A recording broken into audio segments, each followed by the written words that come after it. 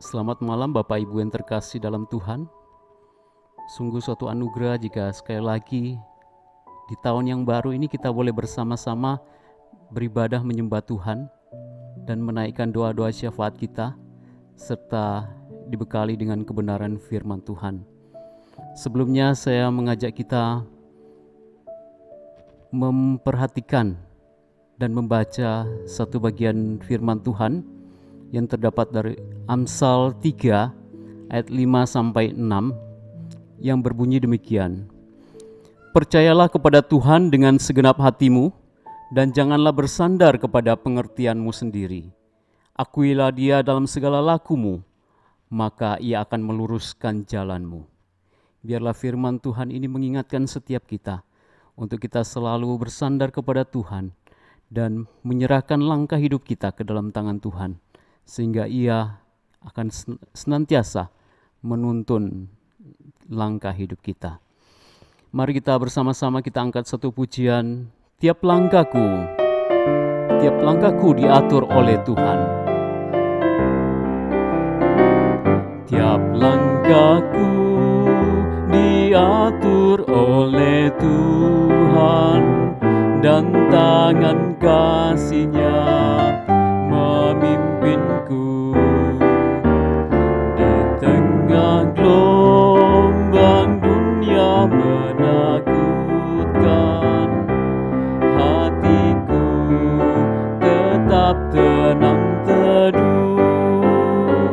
Tiap langkahku ku tahu yang Tuhan pimpin, ke tempat tinggiku dihantarnya, hingga sekali nanti aku tiba di rumah Bapa surga yang bakal. Di waktu imanku mulai lemah, dan bila jalanku hampir sesat, ku pandang juru selamatku yang esa. Aku kuat sebab Tuhan dekat. Tiap langkahku ku tahu yang Tuhan pimpin, ke tempat tinggiku dihantarnya, hingga sekali nanti aku tiba di rumah Bapa surga yang bakal. Biarlah pujian ini menjadi kerinduan setiap kita untuk senantiasa dipimpin oleh Tuhan. Mari kita bersama-sama kita akan masuk dalam doa. Bapa di dalam surga, Bapa yang senantiasa hadir menyertai langkah hidup kami di saat senang, di saat susah. Kami tahu kami tidak pernah sendiri. Bapa, kami mengucap syukur untuk kasih setia Tuhan di dalam kehidupan kami, sehingga apapun yang terjadi di dalam hidup kami tahu semua di dalam rencana Tuhan, semuanya terbaik untuk setiap kami. Bapa, pada malam hari ini kami bersama-sama datang menyembah Tuhan. Kami rindu untuk belajar kebenaran firman-Mu. Kami rindu menaikkan puji-pujian, dan kami rindu untuk menaikkan doa-doa syafaat kami. Ini setiap kami Bapa, sucikan, layakkan setiap kami, sehingga kami boleh layak, kami boleh dengan sukacita datang menyembah Tuhan. Di dalam nama Tuhan Yesus kami berdoa. Amin. Suatu ketika ada seorang anak kecil yang tiba-tiba tidak mau masuk sekolah. Biasanya dia begitu bersemangat, begitu gembira ketika pagi hari akan berangkat ke sekolah. Tapi beberapa hari ini dia kelihatannya mogok sekolah. Dia takut, dia cari macam-macam alasan untuk tidak berangkat ke sekolah. Ketika orang tuanya bertanya, apa sebabnya kamu tidak mau sekolah? Anak ini kemudian berkata, di depan gang menuju sekolah ada seekor anjing yang sangat galak. Setiap pagi selalu menghadang anak ini. Dan dengan galak dia menggonggong, bahkan beberapa kali mengejar anak itu. Sehingga anak ini tidak mau sekolah. Ketika ayahnya mendengar hal itu, ayahnya berkata, "Nak, besok pagi kita berdua pergi ke sekolah." Dan ketika pagi-pagi harinya mereka akan keluar rumah, ayahnya berkata, "Nak, naik di atas pundak ayah. Ya, kita pergi ke sekolah."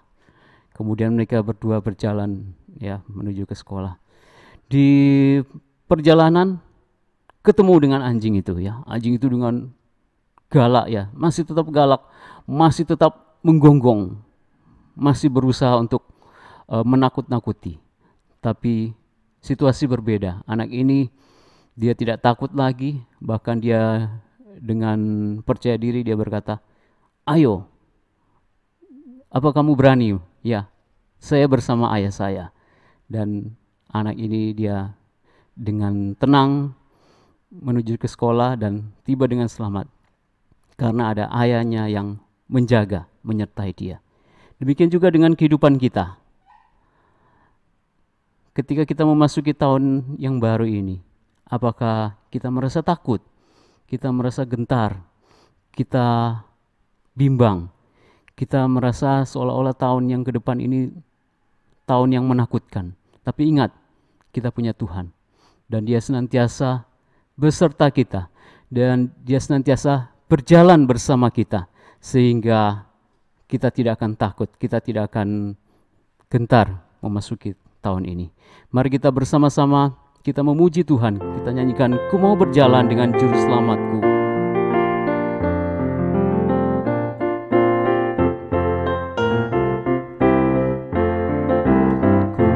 Mau berjalan dengan juru selamatku di lembah berbunga dan berair sejuk. Ya, kemana juga aku mau mengikutnya, sampai aku tiba di negeri baka. Ikut, ikut, ikut Tuhan Yesus, ku tetap mendengar dan mengikutnya. Ikut, ikut, ikut Tuhan Yesus, ya kemana juga ku mau mengikutnya. Ku mau berjalan dengan juru selamatku di lembah gelap, di badai yang menderu. Aku takkan takuti bahaya apapun, bila ku dibimbing tangan Tuhanku. Ikut, ikut, ikut Tuhan Yesus, ku tetap mendengar dan mengikutnya. Ikut, ikut, ikut Tuhan Yesus, ya kemana juga ku mengikutnya. Jika ada Tuhan bersama kita, kemanapun kita akan tenang. Bersama Tuhan, kita senantiasa berada dalam lindungannya. Mari bersama-sama kita akan menaikkan beberapa pokok doa syafaat kita. Pertama, kita akan berdoa untuk gereja Tuhan di tempat ini. Kita berdoa untuk hamba-hamba Tuhan, para majelis dan guru-guru sekolah minggu. Walaupun selama COVID-19 tetap ada ya, dan tetap ibadah secara online, kita berdoa agar mereka diberikan satu kesetiaan dalam melayani dan diberikan hati yang peduli untuk pertumbuhan kerohanian jemaat Tuhan. Mari kita berdoa bersama-sama. Bapa di surga, kami bersatu hati berdoa untuk gereja Tuhan di tempat ini. Kami mengucap syukur walaupun pandemi terus berlangsung, tapi kami tetap diberikan kesempatan untuk boleh beribadah walaupun secara online.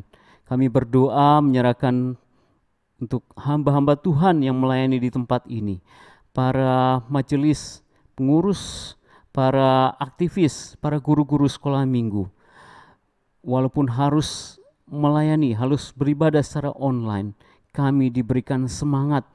Kami boleh memikirkan bagaimana kami menyajikan suatu ibadah yang baik, ibadah yang berkualitas, yang boleh membangun kerohanian jemaat. Kami terus berdoa Tuhan agar kami diberikan satu kepekaan, satu kepedulian, agar kami memikirkan pertumbuhan kerohanian mereka, sehingga mereka tidak merasa sendiri, mereka tidak merasa kering, tapi mereka senantiasa dikuatkan, senantiasa imannya dibangun dan boleh terus bertumbuh di dalam Tuhan. Terima kasih Tuhan, di dalam nama Tuhan Yesus kami berdoa. Amin. Yang kedua, kita berdoa untuk pergumulan jemaat, dan kita juga berdoa untuk pertumbuhan iman mereka. Pertama, kita berdoa untuk kesehatan jemaat, khususnya di masa saat ini, agar mereka tetap dilindungi, mereka tetap diberikan kesehatan dan boleh beraktivitas dengan baik. Kemudian kita berdoa untuk kondisi ekonomi mereka, untuk usaha dan pendapatan yang menurun, untuk karyawan yang mungkin harus dirumahkan, untuk kebutuhan-kebutuhan yang begitu besar yang harus dipenuhi sedangkan pemasukan semakin berkurang.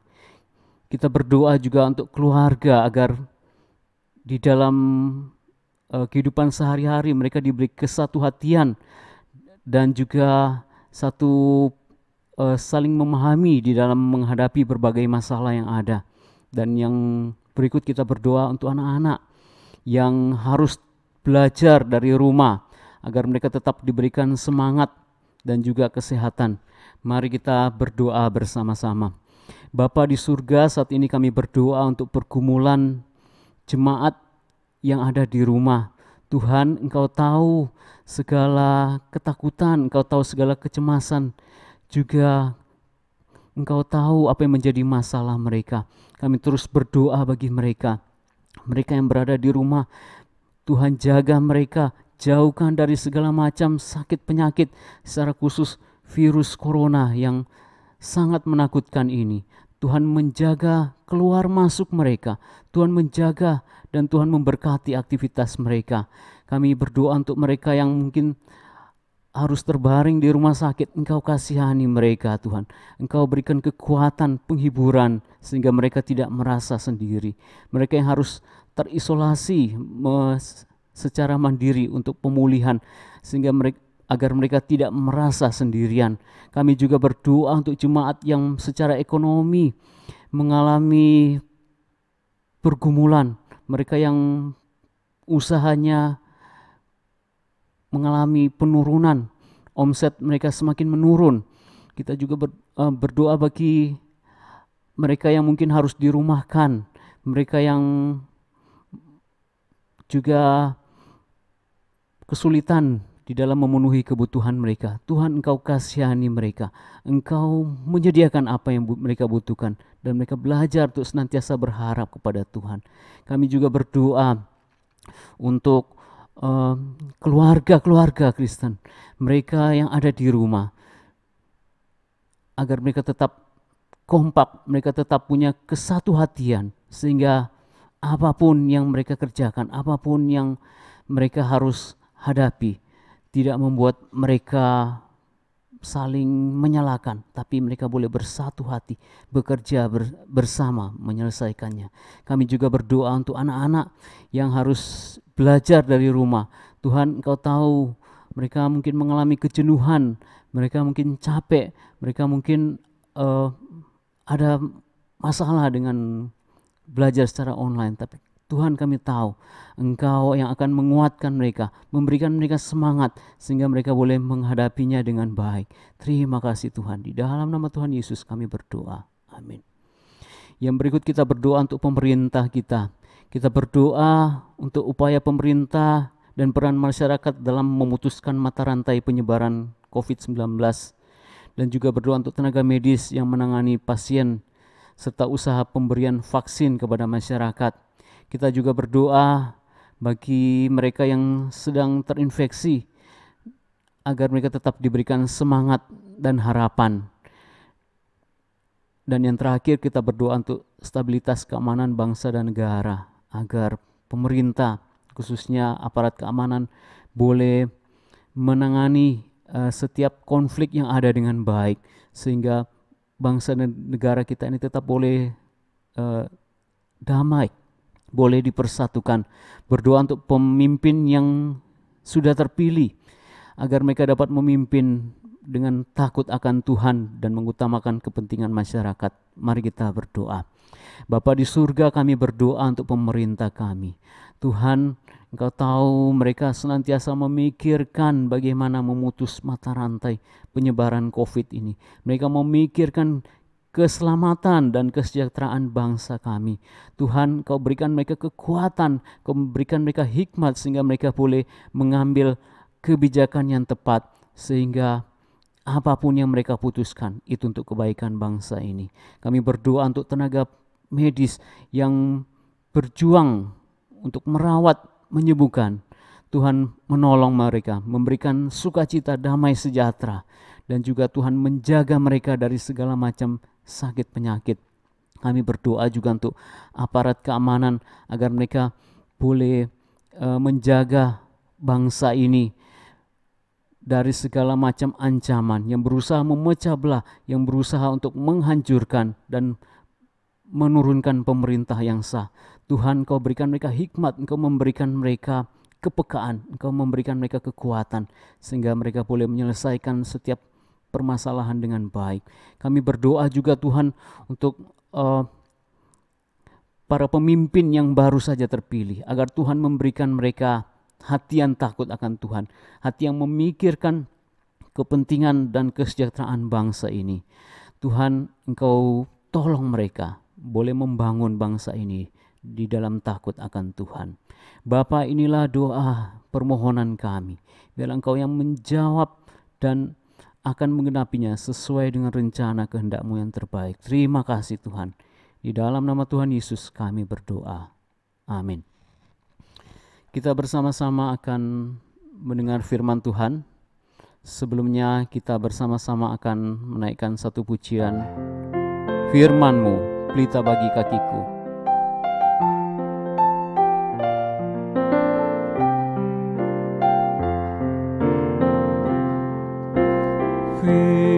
Firman-Mu, pelita bagi kakiku, terang bagi jalanku. Firman-Mu, pelita bagi kakiku, terang bagi jalanku. Waktu ku bimbang dan hilang jalanku, tetaplah Kau di sisiku, dan takkan ku takut asal Kau di dekatku, besertaku selamanya.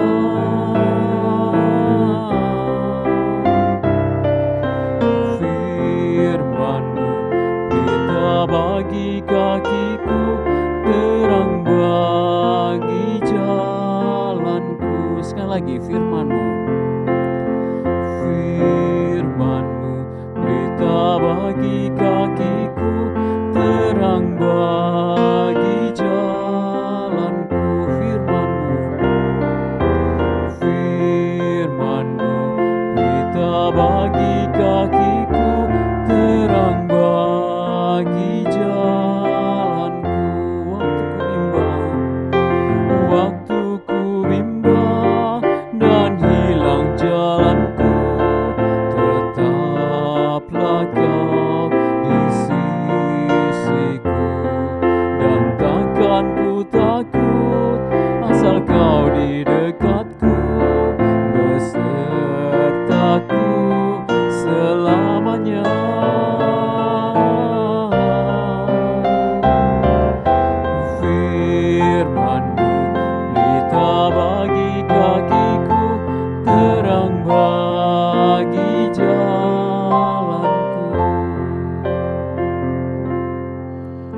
saatnya kita untuk mendengar firman Tuhan.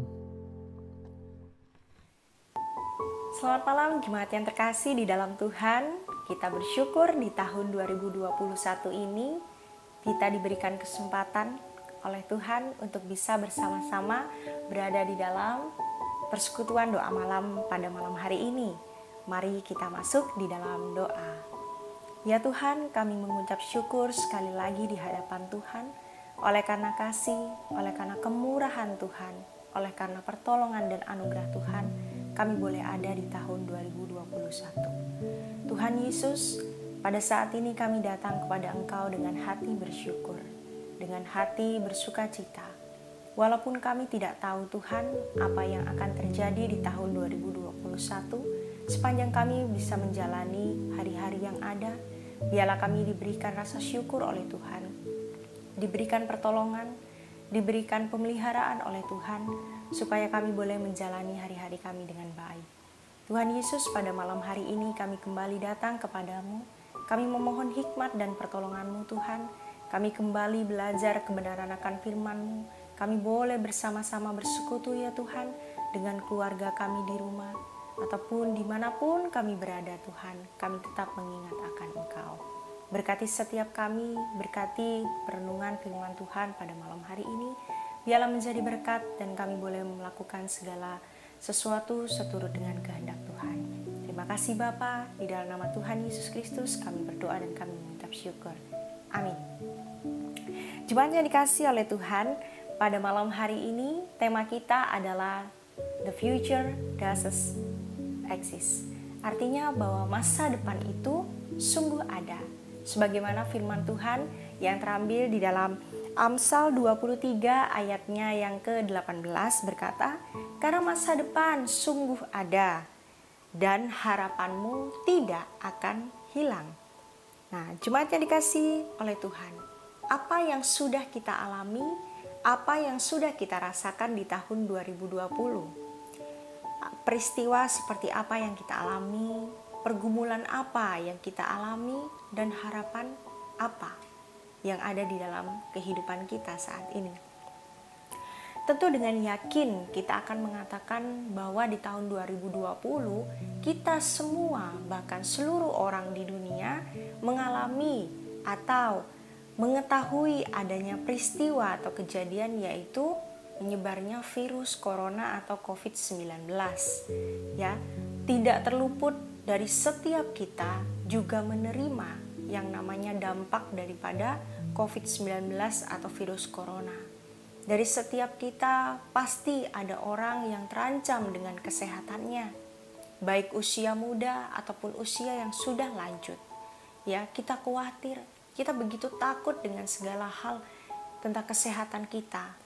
Menurunnya kesehatan kita, ketidakstabilan dalam pekerjaan kita, perekonomian kita, ya, bahkan kehidupan mungkin rumah tangga kita, yang mana selama ini anak-anak pergi ke sekolah, orang tua bisa melakukan pekerjaannya, namun sekarang setiap hari sekolah online di rumah, ada orang tua yang biasa-biasa saja, tetapi kita juga tahu ada orang tua yang mungkin bingung apa yang harus mereka lakukan untuk bisa menolong anak-anak mereka ketika anak-anak mereka sekolah online, sehingga anak-anak tidak bosan di rumah. Dan masih banyak hal yang lainnya yang kita mungkin merasa di tahun 2020 begitu sulit untuk kita lakukan, begitu sulit untuk kita jalani. Dan juga tidak berkurang setiap orang yang juga stres. Karena apa? Harus di rumah terus. Tetapi ada juga orang yang mengalami di dalam kehidupan rumah tangga mereka juga mengalami perceraian oleh karena masa pandemi di tahun 2020. Nah, apa harapan-harapan ke depan? Pasti orang mengatakan bahwa supaya vaksinnya cepat ditemukan, vaksinnya cepat untuk dibagikan. Bahkan sangat-sangat berharap sekali kalau virus corona atau COVID-19 ini lenyap dari muka bumi. Nah, jemaat yang dikasihi oleh Tuhan, bagaimana dengan tahun 2021 sekarang? Apakah kita meyakini bahwa tahun 2021 akan lebih baik dari tahun 2020? Tentu setiap kita tidak ada yang tahu. setiap kita tidak mengerti akan hari esok, akan hari depan. Tetapi firman Tuhan pada malam hari ini mengawali kita, ya, untuk apa? Untuk memberikan kekuatan kepada kita, untuk memberikan penghiburan kepada kita, bahkan memberikan suatu jawaban, ya, dari banyak hal yang tidak kita ketahui di hari esok. Tetapi firman Tuhan mengatakan karena masa depan sungguh ada, ya, dan harapanmu tidak akan hilang. Apa maksud daripada firman Tuhan ini, Bapak Ibu yang dikasihi oleh Tuhan? Amsal 23 ayat 18 berbunyi, karena masa depan sungguh ada dan harapanmu tidak akan hilang. Ada sepasang suami istri. Mereka sudah lama menikah, ya, mereka sudah lama menikah. Tetapi dari tahun-tahun pernikahan mereka, ternyata mereka belum dikaruniai keturunan. Hal ini pasti membuat setiap orang merasa sedih. Ada banyak orang mengatakan bahwa kalau nggak punya keturunan itu berarti nggak lengkap. Kalau nggak punya keturunan itu berarti kurang baik. Kalau nggak punya keturunan itu tidak bisa bahagia. Ada begitu banyak sekali pernyataan-pernyataan orang di luar sana tentang suatu keluarga yang lengkap, bagaimana mereka mempunyai keturunan di dalam kehidupan rumah tangga. Tetapi Bapak Ibu yang dikasihi Tuhan, hal ini pun bisa terjadi kepada siapapun, ya. Tidak memiliki keturunan itu bisa terjadi kepada siapapun. Bahkan kepada pasangan ini yang sudah bertahun-tahun menikah. Tetapi Tuhan belum memberikan kesempatan untuk bisa memiliki keturunan. Nah, sepasang suami istri ini tentunya berharap kepada Tuhan, Tuhan, kami ingin punya anak. Gak minta yang macam-macam. Tuhan, kami pengen punya anak seperti orang yang lain. Nah, Bapak Ibu yang dikasihi Tuhan, akhirnya suatu waktu Tuhan juga memberikan kesempatan kepada mereka, walaupun dengan jangka waktu yang cukup panjang mereka harus memiliki keturunan. Tetapi pada akhirnya Tuhan mengaruniakan 2 anak kembar yang begitu manis, yang begitu lucu. Dan ketika mereka dewasa, mereka adalah anak-anak yang mengasihi Tuhan. Sungguh luar biasa, bukan? Dan bagi Bapak Ibu yang dikasihi oleh Tuhan, bisa dikatakan bahwa sebagian besar orang bisa bersekolah. Dan bersekolah di sekolah yang bagus, apalagi sekolah di sekolah favorit, ya. Mungkin bisa dikatakan nomor 1, oh di Surabaya, oh di Jakarta, oh di Bandung, atau nomor 1 di daerah-daerah yang ditempati atau ditinggali pada saat itu. Tetapi tidak dengan saya. Ini tentang kisah hidup saya secara pribadi, bahwa bagi banyak orang yang mudah untuk sekolah, banyak orang yang mudah untuk bisa memilih sekolah di mana mereka mau sekolah. Tetapi tidak dengan saya. Tuhan mengizinkan saya untuk bergumul di dalam setiap jenjang. Saya harus mengakhiri sekolah. Ketika SD, kemana saya harus SMP? Ketika SMP, kemana saya harus SMA? Ketika SMA, kemana saya harus kuliah? Itu tidak mudah bagi saya. Bukan hanya memilih saya akan mau sekolah di mana, tetapi Tuhan mengizinkan sebuah pergumulan melalui biaya-biaya yang dikatakan secara manusia, mungkin bagi orang yang berada itu tidaklah terlalu sulit. Tetapi bagi saya dan kondisi keluarga saya pada waktu itu, satu hal yang saya bilang dengan Tuhan, Tuhan, apa saya bisa sekolah? Tuhan, bagaimana biayanya? Tuhan, kalau memang saya nggak bisa sekolah, ya sudah, saya kerja aja. Nah, Bapak Ibu yang dikasihi oleh Tuhan, pada saat itu kehidupan keluarga saya sungguh tidak baik. Sekarang juga mungkin secara finansial pun tidak begitu baik. Tetapi Bapak Ibu yang dikasihi Tuhan, sungguh rancangan Tuhan yang luar biasa di dalam kehidupan saya. Memang saya terus bergumul ya di dalam hal biaya ketika saya harus bersekolah pada saat itu.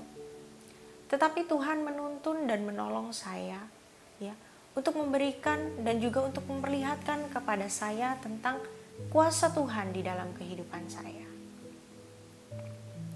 Bahkan bisa dikatakan ternyata masa depan itu sungguh ada.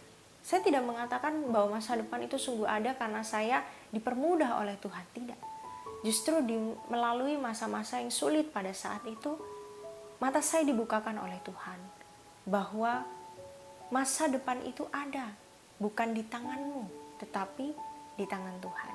Sebagai manusia, baik saya orang yang bergumul tentang sekolah dan juga kedua suami istri ini atau sepasang suami istri ini bergumul tentang keturunan, kita hanya bisa meminta kepada Tuhan, Tuhan berikan aku ini. Kami tidak bisa meminta lebih.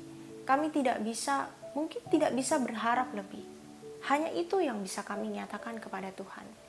Namun Bapak Ibu yang dikasihi Tuhan, ternyata rancangan Tuhan di dalam kehidupan kami sungguh luar biasa, melebihi dari apa yang kami harapkan pada saat itu. Sehingga mereka diberikan keturunan sesuai dengan apa yang Tuhan mau. Dan saya pun diberikan jenjang sekolah seperti apa yang Tuhan mau. Sehingga Tuhan membawa saya menjadi hambanya untuk bisa melayaninya di gereja. Nah Bapak Ibu yang dikasihi oleh Tuhan, berbicara tentang masa depan, saya selalu membayangkan bahwa masa depan itu benar-benar ada, ya, dan sepenuhnya terletak di tangan Tuhan, bukan di tangan kita. Karena Dialah yang memiliki semua masa depan kita. Sebab Tuhan adalah Tuhan yang memiliki masa yang lalu atau lampau, masa yang sekarang atau masa kini, dan masa depan, yaitu masa yang akan datang.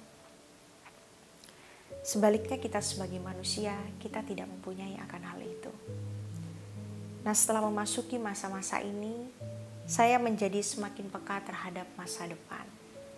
Dahulu sebagai seorang remaja, ya, sama seperti teman-teman yang mungkin sekarang masih remaja, ya masih pemuda, saya tuh nggak kenal kata lelah, ya. Semua pengen dikerjakan, ini pengen dikerjakan, mau mengerjakan itu dan lain sebagainya.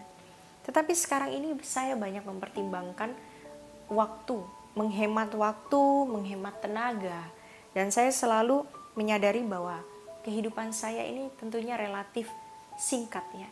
Artinya apa? Tidak panjang. Nah, di dalam hal itu saya mengamati juga ada banyak Bapak Ibu yang usianya sudah lanjut, ya. Mereka selalu berbicara tentang masa lalu. Ya, saya nggak usah jauh-jauh ya dari mama saya. Tiap kali saya pulang ke rumah, mama saya selalu cerita tentang masa yang lalu, selalu cerita, dan itu pun bisa sampai 10 kali lebih. Tetapi saya tidak pernah, mama sudah cerita itu, mama sudah ngomong itu berkali-kali, enggak. Saya membiarkan mama saya bercerita lagi, bercerita lagi. Oleh karena apa? Saya tahu sebenarnya apa? Mereka begitu banyak memiliki pengalaman-pengalaman di masa lalu yang bisa mereka ceritakan sebagai suatu anugerah Tuhan dan pertolongan Tuhan di dalam kehidupan mereka. Walaupun banyak dukanya, tetapi juga pasti ada sukacita yang mereka rasakan di dalam kehidupan mereka pada saat ini. Dan juga satu hal yang lain, bahwa perbendaharaan mereka tentang masa depan itu sama. Artinya apa? Tidak banyak yang tahu tentang bagaimana masa depan, sehingga kita bisa menceritakan masa-masa yang telah lalu, masa-masa yang sudah usai. Nah, sebenarnya masa depan kita ini bagaimana? Firman Tuhan tadi menyatakan bahwa masa depan itu sungguh ada dan harapanmu tidak akan hilang. Nah, ini adalah firman Tuhan. Maka kita harus menghubungkan secara langsung dengan hal-hal yang terjadi di dalam Alkitab. Mungkin Bapak Ibu masih rancu, ya, masa depan itu seperti apa sih? Saya mengutip beberapa kisah di dalam Alkitab, yaitu mengenai kisah dari Nabi Elia, ya.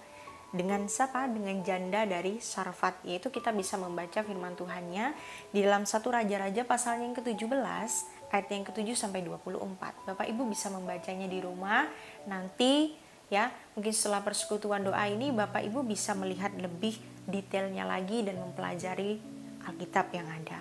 Nah, kita bisa melihat bahwa pada saat itu janda di Sarfat, ya, janda dari Sarfat itu takut dan khawatir. Dalam arti apa? Ketika dia memiliki sesuatu yang sedikit ya, dan harus diberikan kepada orang lain.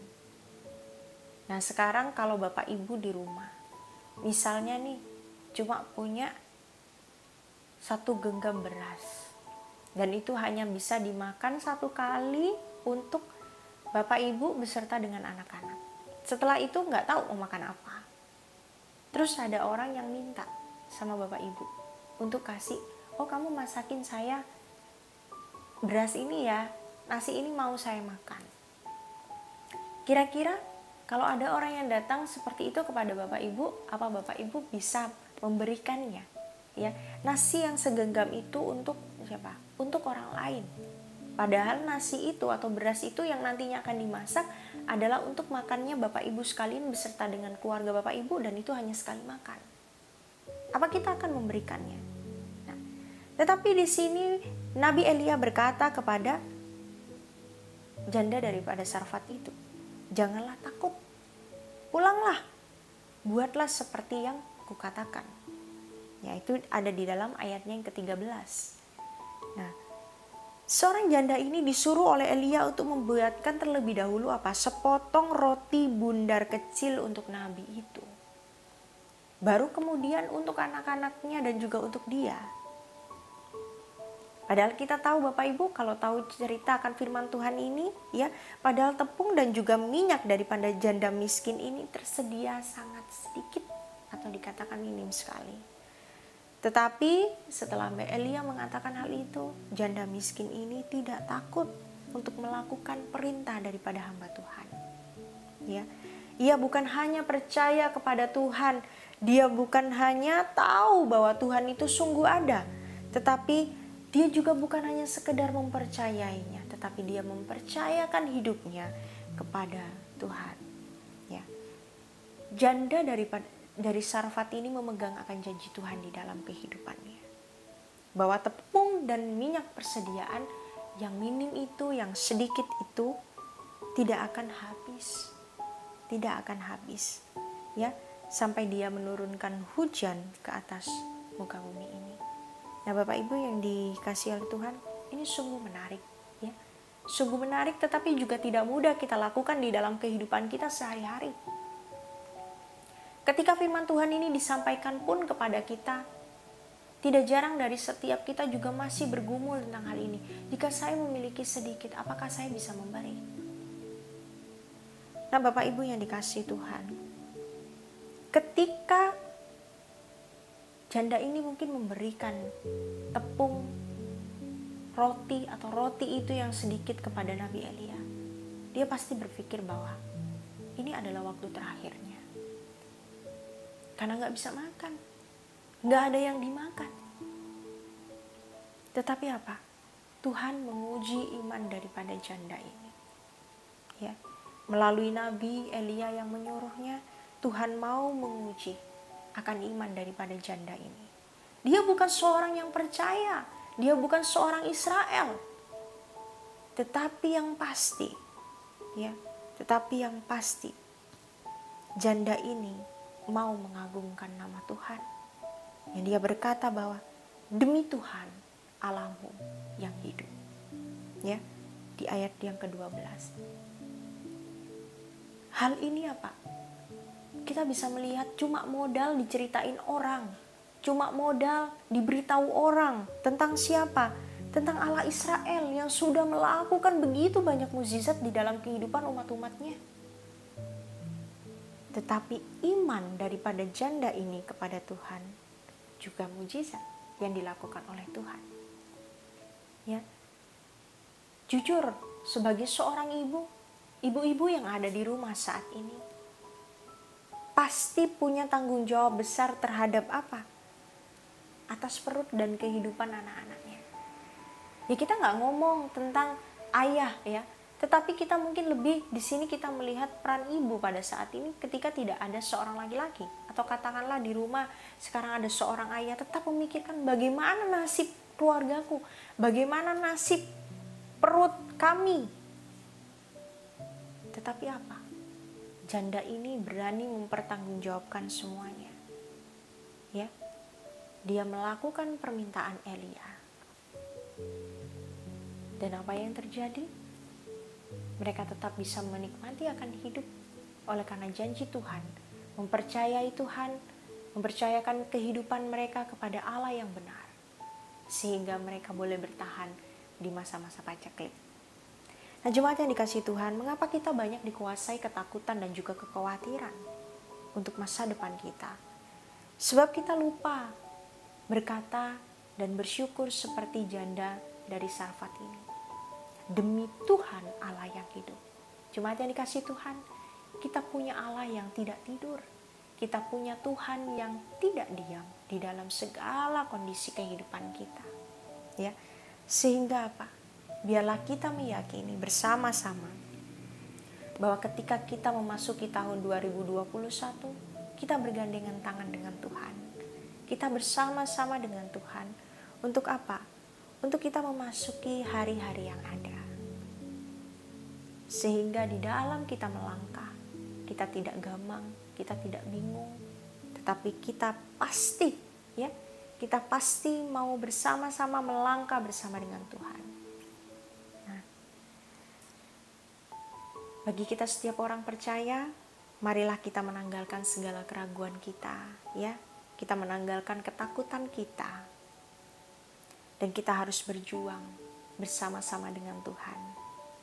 Dan kita harus memerangi segala kekhawatiran-kekhawatiran kita. Ya, kita harus memerangi segala kekhawatiran kita. Bahkan firman Tuhan berkata kepada kita, siapakah di antara kamu yang karena kekhawatirannya dapat menambahkan sehasta saja pada jalan hidupnya? Siapa? Justru itu merupakan satu kerugian yang besar di dalam kehidupan kita, ketika kita lupa bahwa Tuhan begitu mengasihi kita dan memelihara kehidupan kita. Nah, Bapak Ibu yang dikasihi oleh Tuhan, Dialah yang mendandani kita. Dialah yang akan memelihara hidup kita. Dialah yang akan menopang kehidupan kita. Hari lepas hari, Dia akan menguatkan kita. Dia akan menghibur kita. Dia mengangkat beban kita. Dan Dia yang akan menolong kita. Bapak Ibu yang dikasihi Tuhan, untuk bisa memasuki hari esok yang penuh dengan harapan, ya, kebahagiaan, sebenarnya kita hanya dituntut untuk percaya kepada Tuhan. Tuntutan kita seperti itu, percaya kepada Tuhan, ya, dan selalu mendahulukan akan kepentingan-kepentingan Tuhan. Berbicara tentang hari esok atau masa depan, apakah ada yang masih lebih penting, ya, dari masa depan yang ada? Yaitu sebuah kematian yang akan kita alami, ya, kematian akan kita alami. Tetapi apa? Masa depan itu ada di dalam kehidupan kita. Keselamatan Tuhan diberikan kepada kita gratis. Anugerah Tuhan itu cuma-cuma untuk kita. Kita diberi oleh Tuhan anugerah itu di dalam masa depan kita. Bahkan Tuhan sudah menyediakan hidup yang kekal untuk setiap kita. Apalagi masa depan kita di dunia ini. Yeremia 29 ayat 11 akan menutup doa malam kita. Sebab aku ini mengetahui rancangan-rancangan apa yang ada padaku mengenai kamu. Demikianlah firman Tuhan, yaitu rancangan damai sejahtera dan bukan rancangan kecelakaan, untuk memberikan apa? Kepadamu hari depan yang penuh harapan. Bapak Ibu dikasihi Tuhan, percayalah kepada Tuhan dengan segenap hatimu. Jangan bersandar kepada pengertianmu sendiri. Akuilah Tuhan di dalam hidupmu, maka Tuhan akan meluruskan jalanmu, sebagaimana kan janjinya bahwa rancangannya bukanlah rancangan kecelakaan, tetapi membawa damai sejahtera dan hari depan yang begitu penuh harapan di dalam kehidupanmu dan kehidupanku. Tuhan Yesus memberkati kita. Mari kita berdoa. Bapa di dalam surga, kami tidak tahu akan hari esok. Kami tidak tahu bagaimana kami melangkahkan kaki kami. Tetapi kami diberikan perintah untuk bisa mempercayai Engkau dengan seluruh kehidupan kami ya Tuhan. Tuhan, masa depan itu sungguh ada, kami percaya. Dan kami percaya bahwa harapan kami juga tidak hilang. Karena Tuhan sudah memberikan yang terbesar di dalam hidup kami, yaitu diri-Mu yang rela mati di kayu salib untuk menebus kami, memberikan keselamatan kepada kami, memberikan kemenangan kepada kami Tuhan. Oh Tuhan, terima kasih. Biarlah kami tidak bingung, biarlah kami tidak khawatir dan tidak takut akan masa depan kami. Karena kami juga percaya bahwa Tuhan sudah menyediakan hidup yang kekal bagi kami, orang-orang yang percaya dan taat kepadamu. Terima kasih Bapa, berkati hidup kami, berkati pribadi kami, berkati keluarga kami, berkati setiap kami Tuhan. Kami serahkan hidup kami sepenuhnya ke dalam tangan kuasa-Mu, biarlah hanya nama Tuhan yang dimuliakan. Amin. Tuhan Yesus memberkati.